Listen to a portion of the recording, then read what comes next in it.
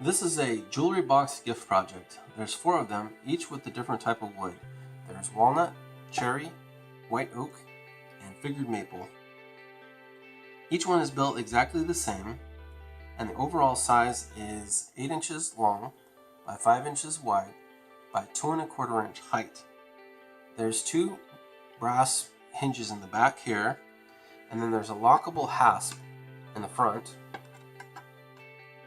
The finish is a sprayed clear gloss lacquer, and then on the inside bottom there is a black velvet cloth that's glued to the bottom,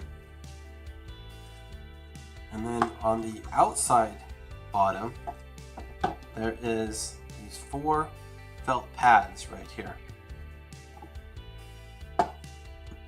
This is more of a close-up view of the side of the jewelry boxes. And you can see right here that this is a box finger joint here on the sides. And then on the inside bottom here, what you've got is a dado joint. And then on the top, it's just a straight butt joint. And as an interesting detail with this box joint right here, you can see that each of the fingers is 1/4 inch thick, and it's a consistent pattern all the way from the top down to the bottom. And the way I did this is that I set it up such this finger right here, when I was doing the assembly of this guy, I set this guy up to be 3/8 inch thick, or an 1/8 inch thicker than the rest of these guys, the rest of these 1/4 inch thick ones. And the reason why I did that was because this entire box was built up as a single unit in the earlier stages. And then it was separated with a table saw.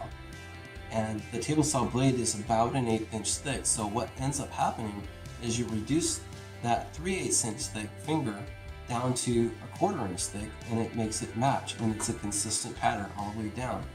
The reason why you want to do it that way is, one is that you can have the wood grain match. So in other words, this piece right here in the upper section is the same wood as this right here. It's just been separated with the table saw blade after the fact.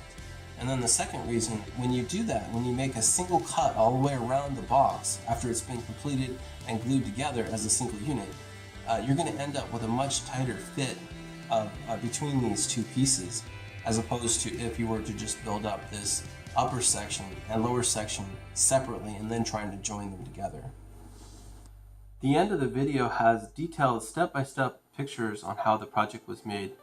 And if interested in making this exact project, there's a dimension SketchUp CAD model available with a link to it in the video description. Let me know if you have any feedback or improvements for this project, and please subscribe to my channel for more videos. Thanks for watching.